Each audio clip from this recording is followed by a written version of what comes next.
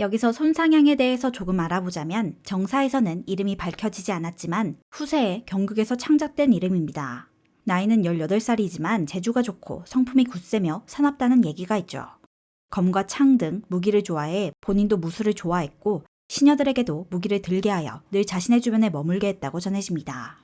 마침 유비의 부인이었던 미부인과 간부인은 모두 사망했습니다. 미부인은 예전에 우물에 빠져 죽었고 간부인은 최근에 병에 걸려 죽었죠. 노숙과 주유는 송건에게 이 계책에 대해 말하고 허락을 받습니다. 송건은 그 계책에 대해 찬성하지만 자신의 어머니에게는 비밀로 하자고 하죠. 오부인은 손상향을 매우 아꼈으니 계책을 말하면 허락하지 않을 것 같아 비밀리에 진행합니다. 어차피 진짜로 유비와 손상향을 결혼시킬 마음은 없었으며 단지 유비를 불러들이기 위한 수단이니 어머니에게 굳이 말하지 않은 것이죠. 여범을 형주로 보내 유비의 결혼을 주선하자 유비는 매우 갈등합니다. 유비는 48살이지만 손상향의 나이는 18살. 나이도 그렇지만 더 중요한 것은 오나라와의 관계였죠. 결혼을 하기 위해 오나라로 유비가 간다면 인질로 붙잡힐 것 같고 결혼을 허락하지 않는다면 오나라의 성의를 무시한 것이 되니 동맹이 약해질 수도 있으며 결국에는 형주를 공격할 수도 있기 때문이었습니다. 제갈량 또한 갈등했으나 일단 결혼을 하는 게 좋겠다고 하죠. 그리하여 유비는 손상향과 결혼하기 위해 배를 타고 오나라로 출발합니다. 이때 제갈량은 조은에게 호의를 맡기고 3개의 꾀 주머니를 주어 위급시 하나씩 꺼내보라고 하죠. 배에 올라타자마자 조은은 주머니 하나를 열었고 그것을 보고 배를 돌려 인근의 큰 마을에 먼저 도착합니다. 조은은 유비에게 가는 길에 예물을 사자고 조언하죠. 조은은 병사들을 풀어 최대한 시끄럽게 소란을 피우며 많은 양의 비단과 보물들을 사 모았습니다.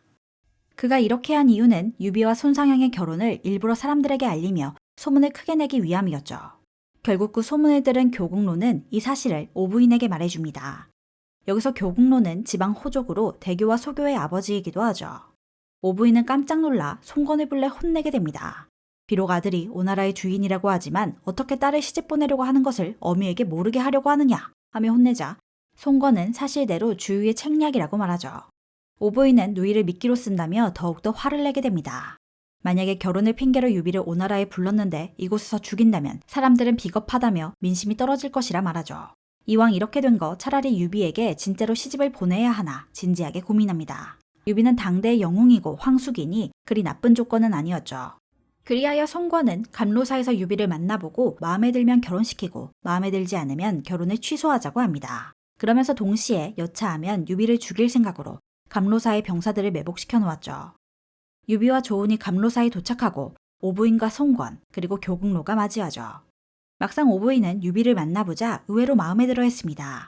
유비의 완벽한 태도와 교국로가 옆에서 거들자 오부인은 유비가 마음에 들었고 진짜로 결혼시켜야겠다고 생각하죠. 그런데 그때 조은이 병사들이 매복해 있다는 사실을 눈치챘습니다. 그러자 오부인은 누가 이런 경사스러운 날에 이런 짓을 벌였냐 라며 화를 내어 암살 계획은 실패로 돌아가죠.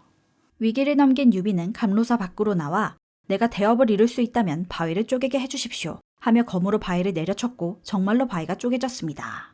그 모습을 본 송건은 유비와 손을 잡으면 대업을 이룰 수 있다면 바위를 쪼개게 해주십시오 하며 검으로 바위를 내려쳤고 또 바위가 쪼개졌습니다. 그것을 후대의 사람들이 십자문석이라고 부르며 지금도 감로사의 명물이라고 하죠. 송건은 어쩌다가 유비와 사돈이 되었지 라고 생각했지만 이미 늦었습니다. 결국 유비와 손상향이 결혼하게 되자 주유는 또 다른 계책을 내게 되죠.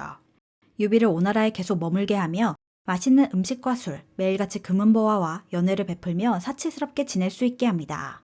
유비는 성인이 될 때까지 가난하게 살았습니다. 성인이 된 후에도 여기저기 떠돌며 살았고 사치를 부려본 적도 없죠. 그런 그는 이런 사치는 평생 누려본 적이 없으니 형주로 돌아가는 것을 일주일을 미루고 한 달을 미루며 점점 속세에 몰두게 되었습니다. 매일같이 술을 마시며 형주에 돌아갈 생각을 하지 않자 조우는 두 번째 꾀주머니를 열어봅니다. 조우는 유비에게 조조의 50만 대군이 형주로 쳐들어온다며 서둘러 돌아가야 한다고 거짓말하였고 이에 정신 차린 유비는 서둘러 떠날 준비를 하죠.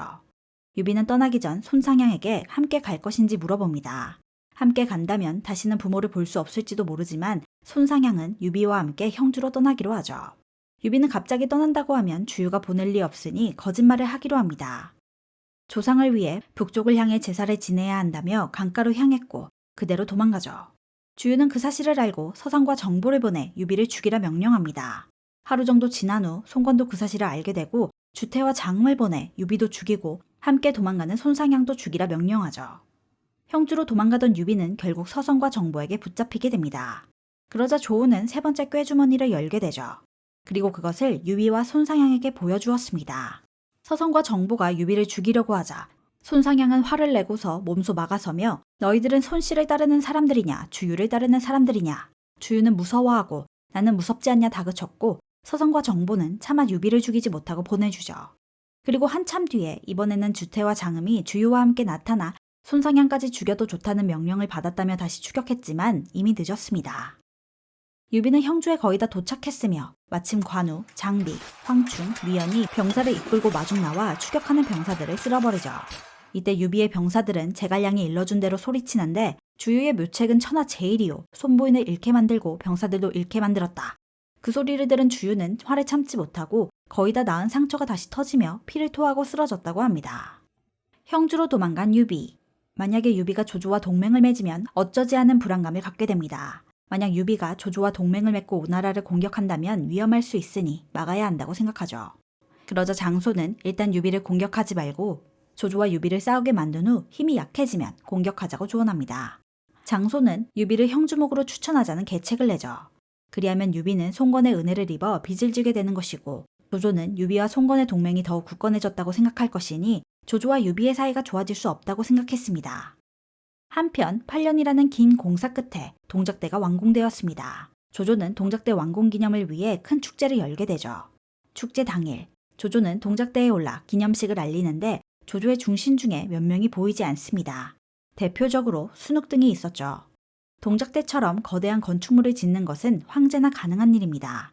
하지만 황제가 아닌 조조가 동작대를 짓는 것은 정치적 야심이 돋보이는 짓이었죠.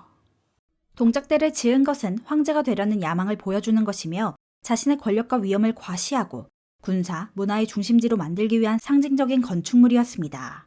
순욱은 비록 조조를 섬기고 있었으나 한나라의 충신이었기 때문에 조조의 야망이 드러난 동작대 기념식에는 참석하지 않은 것이죠. 조조는 무관들을 위해선 무예를 뽐내기 위한 활쏘기 대회를 개최했고 문관들은 지혜를 뽐내기 위한 시를 짓는 대회를 열게 됩니다. 시제기 대회에서 1등을 한 것은 조식.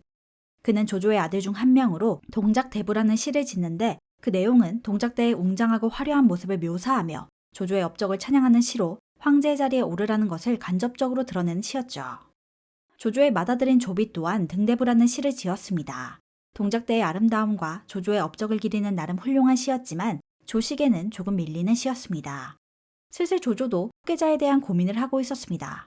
조조의 슬하에는 25명의 아들과 10명의 딸이 있었는데 그 중에 나름 후보였던 자식들은 총 5명. 조왕, 조비, 조식, 조창, 조충으로 이 중에 장남인 조왕은 예전에 장수를 공략할 때 잃었습니다. 조충은 매우 총명하여 조조가 가장 총애하는 아들이었지만 208년 역병이 크게 돌아 13살의 나이로 요절했죠. 결국 남은 후보는 3명. 조비는 조왕이 죽은 뒤 장남이 되었으며 총명하고 나름 재능은 있었습니다. 성격이 조금 이상할 때도 있었으나 평소에는 겸손하고 성실한 모습을 보여주며 조조의 신임을 얻었고 그의 뒤에는 가후, 사마의 등 유능한 참모들의 도움을 받으니 다음 세자 중 유력 후보였습니다. 조창은 뛰어난 무예와 용맹함을 가졌고 여러 전투에서 공을 세우며 신임을 얻었지만 문학적 재능은 부족했습니다. 게다가 본인도 세자 자리에 대한 욕심보다는 장군이 되고 싶어 했죠. 조식은 문학적으로 뛰어나 총애를 받긴 했으나 성격적으로 결함이 조금 있었습니다. 술을 좋아하고 방탕한 생활을 즐겼으며 때로는 거만하고 제멋대로의 모습을 보여주기도 했죠. 조조는 누구에게 후계자를 맡겨야 하나 고민하고 있는데 그때 유비를 형주목으로 천거한다는 송건의 추천서를 받게 됩니다. 조조는 유비와 송건의 동맹이 더욱 굳건해진 것 같아 걱정하였죠. 그러자 정욱은 계책을 냅니다. 송건의 천거대로 유비를 형주목으로 임명하고 추가적으로 주유를 남군 태수, 정보를 강하 태수로 임명하자는 계책이었습니다. 거대한 형주 안에는 남군과 강하가 포함되어 있으며 지금 그곳은 유비의 군사들이 차지하고 있는 지역이죠. 그렇게 된다면 유비는 둘 중 하나를 선택해야 합니다. 형주목은 되었으나 남군과 강하를 주유와 정보에게 준다면 오나라에게 지역을 빼앗기는 것이며 주유와 정보에게 주지 않으면 황제의 칙서를 어기는 것뿐만 아니라 오나라와 사이가 틀어질 수밖에 없죠. 조조는 좋은 생각이라 여겨 유비를 형주목에 주유와 정보를 남군과 강하의 태수로 임명합니다. 한편 유비는 형주에서 병사를 늘리고 훈련시키고 있습니다. 노숙이 찾아오고 언제 서촉을 공격할 거냐며 닥달하죠. 유비는 서촉을 지배하고 있는 유장은 자신과 같은 종친이니 무작정 공격할 명분도 없고 가는 길도 멀어 군량도 부족하다며 핑계를 댑니다. 그러자 노숙은 예상했다는 듯 그럼 오나라가 서촉을 평정하고 그것을 유비에게 준다고 하죠. 그 대신 서촉으로 가는 길을 열어주고 나중에 서촉을 차지한 다음에는 형주를 넘기라고 말합니다. 유비는 그 말에 동의하고 노숙을 돌려보내죠. 이는 사실 주유의 작전으로 서촉으로 가기 위해 형주를 지나가는 척하다가 급습하려는 계책이었습니다. 마침 주유는 부상도 거의 다 나았으니 7만 5천 명의 병사를 직접 이끌고 출진하게 되죠. 하지만 제갈량은 이 모든 것을 예상했습니다. 그리하여 인근의 병사들을 숨겨놓고 주유가 오길 기다렸죠. 주유가 형주에 당도했는데 무언가 이상했습니다. 마중 나오는 사람도 없었으며 너무 조용했죠. 주유가 형주를 공격하자 사방에서 관우, 장비, 황충, 위연 등이 나와 공격하고 유비와 제갈량은 높은 언덕에서 술을 마시며 전투를 구경하고 있었습니다. 그 모습을 본 주유는 우라병이 생겼고 대패하여 후퇴합니다. 주유는 분노하자 상처가 다시 벌어지고 피를 토하는데 그때 제갈량의 편지가 도착하죠. 그 편지의 내용은 형주를 이미 노리고 있던 것을 알고 있었다. 오나라에서 서촉은 매우 먼 곳인데 가능하겠느냐? 오나라나 잘 지켜라 라는 내용의 편지였고 주유는 제갈량의 도발에 피를 토하고 사망합니다. 이때 그의 나이는 36살이었으며 죽기 전에 기생유아 생량이라는 말을 남기고 떠나죠. 이 말은 이미 주유를 세상에 내놓았는데 어찌하여 제갈량을 또 세상에 내놓았단 말인가 라는 뜻이었습니다. 주유가 죽자 송권은 성대한 장례식을 치러주고 노숙을 다음 도독으로 임명합니다. 오나라의 대신들이 모두 주유의 장례식에 참여했는데 놀랍게도 이곳에 제갈량이 상복을 입고 나타났죠. 사람들은 주유를 죽게 만든 제갈량이 나타나자 죽이려고 했으나 제갈량은 장례식장에서 그 누구보다 슬프게 애도했습니다. 주유의 업적을 기리는 낭독을 하였으며 주위 사람들은 모두 감동하게 되죠. 제갈량은 장례식을 빠져나오고 형주로 돌아가려는데 시장통에서 방통을 만나게 됩니다. 일전에 적벽대전에서 연환계를 성공시켰던 방통은 그 뒤로 세상을 돌아다니며 자신이 섬길 주군을 찾고 있던 것이죠. 제갈량은 방통에게 유비를 찾아오라며 추천서를 써주고 떠나게 됩니다. 한편 노숙도 방통을 발견합니다. 봉추라고 불리는 방통을 꼭 등용시켜야 한다고 생각한 노숙은 그를 데리고 송권에게 향하죠. 하지만 술에 취하고 못생긴 데다가 누추한 행색을 본 송권은 광인이라 생각하고 쫓아내게 됩니다.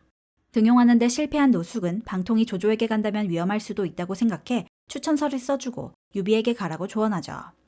그렇게 유비를 찾아 형주에 온 방통. 하지만 그는 제갈량과 노숙이 써준 추천서를 유비에게 보여주지도 않았으며 이름 또한 숨기고 찾아왔죠. 방통은 오직 자신의 능력으로 유비에게 등용될 생각이었으며 유비 또한 현명한 군주인지 시험해보고 싶었습니다. 유비는 방통과 대화를 해보자 뛰어난 인물이라는 것을 느끼고 등용했으나 외모가 너무 볼품없어 크게 쓰지는 못할 것이라 생각하죠. 그리하여 지방의 작은 지역을 다스리는 현령 자리를 주게 됩니다. 현령에 취임한 방통은 6개월간 술만 먹고 놀면서 일을 하지 않았습니다.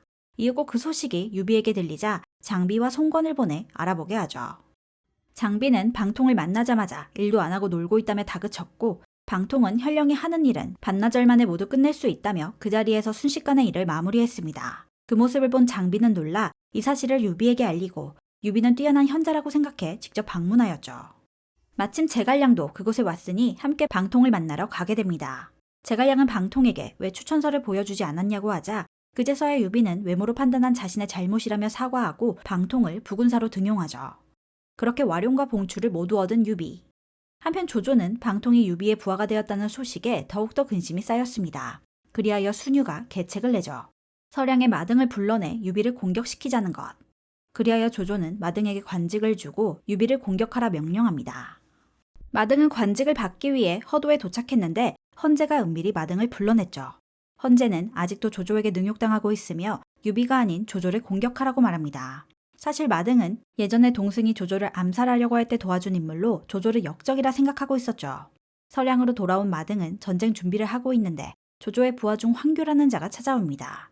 마등과 황규는 대화해보니 둘 다 조조를 역적이라 생각하고 있었고 의기투합하여 조조를 죽이기로 하죠. 마등은 서량에서 형주로 가는 길에 허도가 있으니 형주로 가는 척하며 허도를 공격하기로 하고 그때 황규가 몰래 성문을 열어주기로 약속합니다. 황규는 허도로 돌아오고 몰래 성문을 열어주기 위해 문지기로 근무하는 묘택이라는 남자를 불러내죠. 마등이 허도에 도착하면 문을 열어달라고 묘택에게 부탁했지만 묘택은 이 사실을 조조에게 일러주게 됩니다. 묘택은 사실 황규의 첩과 바람을 피우고 있던 상대로 황규가 조조에게 죽으면 첩을 차지하려고 했던 것이죠. 이 사실을 알게 된 조조는 황규를 붙잡아 처형시켰고 묘택 또한 의리가 없다며 처형시키게 됩니다. 얼마 후 마등과 그의 두 아들이 허도에 도착하자 조조는 그들을 붙잡아 처형시키죠. 한편 조조는 합비로 병력을 보냅니다. 만약 유비가 촉을 노리고 원정을 떠나면 오나라를 공격할 생각이었으며 유비가 촉을 공격하지 못하면 그것 또한 이득이었죠. 그러자 제갈량은 마등의 아들 마초에게 편지를 보냅니다. 그 편지의 내용은 함께 조조를 공격하자는 내용이었죠. 마침 마초는 아버지와 동생들이 조조의 손에 죽었기 때문에 전쟁 준비를 하고 있었습니다. 마초의 세력 중 중요 인물에 대해 간단히 소개하자면 마초, 한수, 방덕, 마대가 있습니다. 마등의 아들인 마초는 무력이 매우 출중하여 마치 여포와 같았다고 하죠. 한수는 마등과 의형제 사이로 마등과 함께 서량에서 세력을 키워나갔으며 후방에서 지원하는 역할을 했습니다. 방덕은 뛰어난 무예와 용맹함을 자랑하며 병법에 매우 능했고 마대는 마초의 사촌 동생이자 오른팔로 항상 함께했던 장군이죠. 서량의 병사들은 전투민족으로 북쪽의 유목민족과 잦은 전투를 하여 매우 용맹했습니다. 마초가 이끄는 병사들은 순식간에 장안을 공격하였고 장안을 지키고 있던 종효는 장안성에 틀어박혀 농성하기 시작했죠. 그러자 방덕은 장안에 물과 나무가 부족하니 병사를 뒤로 물리면 백성들이 알아서 성문을 열고 나올 것이라 조언합니다. 방덕의 말대로 병사들을 뒤로 물리자 백성들은 꾸물꾸물 성 밖으로 나와 물과 나무를 하기 시작했고 조금 더 지나자 언제 전쟁을 했냐는 듯이 막 돌아다니기 시작했죠. 그때 방덕이 일반 백성으로 변장하고 장안성에 들어가 성 안에 불을 지르자 밖에서는 마초가 장안을 공격했습니다. 결국 장안성이 함락되자 조조는 긴장했죠. 허도는 장안성에서 가까우니 합비에 보낸 병사들을 다시 회군시키고 그동안 조홍과 서왕을 동관으로 보내면서 열흘만 버티면 직접 원군을 데리고 갈 것이라고 일러줍니다. 조홍은 조조가 일러준 대로 동관에 틀어박혀 막아내고 있었습니다. 그러자 마초는 밖에서 고래고래 욕을 하였고 조홍은 귀를 막고 구의를 버텼으나 결국 마지막 하루를 참지 못하고 군사를 이끌고 출진하죠. 조홍의 부대와 마초의 부대가 싸우자 뒤에서 방덕이 병사를 이끌고 조홍을 포위하였고 덕분에 조홍은 대패하여 도망가게 됩니다. 화가 난 조조는 조홍을 참수하라 명령하지만 주변 신하들이 말려 겨우 살게 되죠. 그 후 조조는 직접 병사를 이끌고 마초와 싸웠습니다. 처음에는 마초를 오랑캐와 다를 바 없는 야만인이라고 생각했죠. 우군과 장합을 선봉에 세웠으나 마초의 용맹함에 그들은 후퇴했고 특히 일전에 조조를 살려준 적이 있던 이통마저 사망합니다. 마초의 용맹함에 조조는 쫓기게 되는데 이때 마초는 붉은 망토를 두른 자가 조조다 라고 외쳤고 그러자 조조는 붉은 망토를 버려버렸습니다. 그러자 마초가 저 수염을 기른 자가 조조다 라고 말하자 조조는 수염을 잘라버렸죠. 그러자 저 수염이 이상하게 잘린 자가 조조다 라고 말했고 조조는 깃발로 얼굴을 감싸고 도망갔습니다. 이때 조홍이 조조의 후방에서 적들을 막아내자 조조는 조홍을 죽이지 않아서 다행이라고 생각하죠. 조조와 마초는 동관에서 위수라는 강을 사이에 두고 대치했습니다. 마초의 부대에 오랑캐가 합류하자 조조는 좋아하며 웃었다고 하죠. 그러자 사람들이 왜 웃냐고 물었고 오랑캐까지 한 번에 정리할 수 있으니 좋은 것이라며 사기를 올려주었습니다. 조조는 서왕에게 강을 건너게 하여 성체를 만들라 명령하였지만 강을 건널 때마다 마초의 병사들이 저항하여 강을 건너기 쉽지 않았죠. 조조가 성체를 지으려고 나무를 쌓으면 마초의 병사들이 나타나 성체를 부셨고 흙을 쌓으면 무너뜨렸습니다. 결국 전쟁은 장기화되면서 겨울이 찾아오죠. 조조가 성체를 짓는데 애를 먹자 그때 목매라는 도사가 나타납니다. 목매는 모래와 흙을 쌓고 물을 뿌리면 얼음으로 된 성체가 완성되니 겨울까지는 버틸 수 있을 거라 조언해주죠. 그 말을 들은 조조는 단 하루 만에 그럴듯한 얼음성을 지었습니다. 하루 만에 얼음 성체를 완성하자 마초는 당황해하며 돌격했고 이때 허저가 맞받아치죠.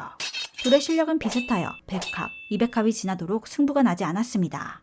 이때 허저는 갑옷이 땀에 젖어 움직임이 둔해지자 갑옷을 벗어던지고 마초 역시 허저의 기세에 놀라며 격렬한 싸움을 이어갑니다. 이렇게 마초와 허저가 싸우며 시간을 끄는 동안 서왕과 주령은 마초의 본진을 공격했습니다. 결국 마초는 본진이 털리자 한수는 일단 휴전하여 병사들을 쉬게 하고 봄에 다시 싸우자고 하죠. 그리하여 한수는 조조에게 휴전하자는 서신을 보냅니다. 가우는 조조에게 일단 휴전을 받아들이고 둘 사이를 이간질시키자고 조언하죠. 가우는 일부러 조조와 한수가 내통하고 있다는 소문을 내고 한수에게 서신을 보냅니다. 하지만 그 서신은 정상적인 서신이 아니었죠. 중요한 글자에 모두 먹칠이 되어 있으니 내용을 알 수가 없었죠. 그때 마침 마초도 그 서신을 보게 되고 마초는 한수를 의심합니다. 자신이 보지 못하게 서신을 지웠다고 생각한 것이죠.